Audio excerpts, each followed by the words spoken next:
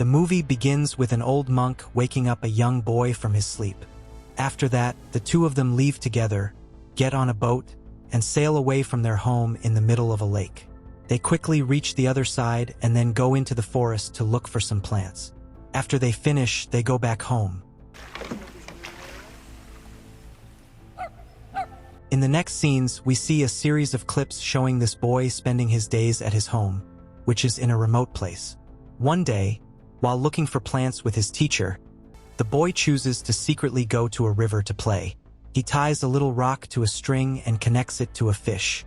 With the extra weight, the fish struggles to swim. The boy finds it funny that the creature is hurt, and then he does something mean to a frog and a snake. But he doesn't realize that his master is watching him do these things from a distance. To teach his young student a lesson, the old monk ties a big rock to the boy while he sleeps at night. When the boy wakes up, he's surprised by the rock behind him and asks his master to remove it.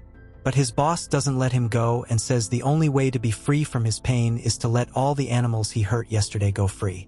So, the boy has no other options, so he gets in the boat and leaves.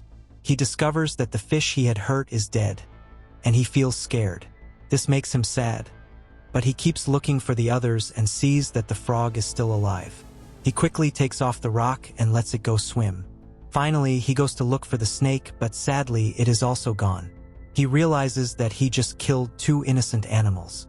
The boy is crying sadly while his teacher looks on from behind. The movie skips ahead a few years, and the boy is now a young man. He is on a boat, traveling to the other side to find the master's visitors. He quickly finds a mother and her daughter. The young monk is quickly drawn to the girl, but because he is dedicated to his faith, he pushes away his feelings and thoughts about her. Then he takes her to his boat. His master says hello, and they start praying together seriously. The daughter is sick, and the mother took her to look for a way to make her better. The mother prays all day and night without stopping, while her daughter is tired and lying on the ground.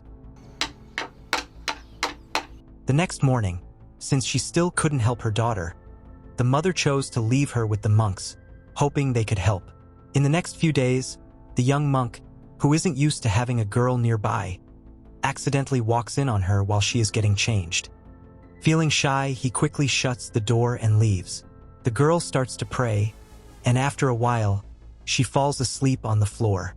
At that moment, the young monk walks in and sees it. He takes a blanket and covers her with it. But he quickly begins to have inappropriate thoughts and tries to touch her inappropriately under the blanket. That made her wake up and quickly hit him. When the young monk realized he had done something wrong, he hurried to pray for forgiveness. The girl notices this and begins to flirt with him. Just then, the master comes in, takes the girl, and leaves. One day, as the young monk is coming back, the girl is watching him from a distance. He notices this and asks her if she wants to go for a boat ride, and she says yes. They quickly get to the other side and take a walk together. They arrive at a river, and the girl becomes enchanted by some fish. The monk, who wants to be quiet, tries to quietly watch what she is doing, but he accidentally falls into the water, which scares the girl. It turned out that the monk really helped her catch a fish. He gives it to her, and the fish jumps out of her grasp. The monk can't stop himself and touches the girl again, so she pushes him away and walks off. The next day, the young monk goes to the woods to look for some plants. After he finishes, he goes back to his boss and begins crushing the plants. But he gets distracted by how pretty the girl is, so the teacher tells him to focus. When the medicine is ready, he gives it to the girl, and the master tells her to drink it. A few days later, the girl is really fascinated by the monk's fun tricks on the boat. But all of a sudden, he stops and jumps into the lake, making the girl anxious. She quickly goes to the edge to find him. But when she does, he grabs her and they both swim to the boat.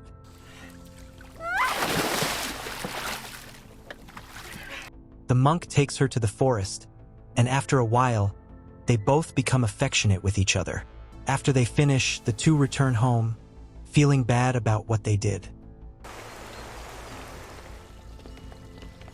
One night, the young monk quietly gets out of bed and sneaks over to his girlfriend's side, and they spend the night together. In the days that follow, the couple spends more time together, enjoying fun activities during the day and having even more fun secretly at night. One morning, the master wakes up and finds no one in bed, so he goes to look for them. To his shock, he sees the couple on the boat, which made him sad. So, he threw his chickens onto the boat and pulled the boat back with a rope. He makes a hole in the boat, allowing some water to enter. After some time, the water rises and they wake up. They go back to the house. The monk is saying sorry for his mistake, but his master is upset with him. So, he decides to take the girl away, saying she is already okay because she wanted something exciting. She has to leave, which makes the monk very sad and unable to stop thinking about her. The monk chooses to quietly leave at night. He picks up a Buddha statue, bows one last time to his teacher, and leaves with his teacher's chicken.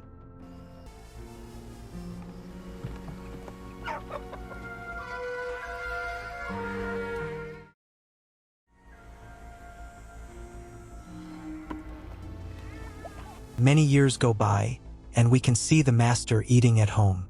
Just then, he sees the news about a man who escaped from the city after killing his wife. As he examines the picture more closely, he recognizes it's his student, and he feels sad for him. One day, his student comes back to his teacher's house, wanting to stay hidden from the police. His master sees him from far away and quickly takes the boat to get him back.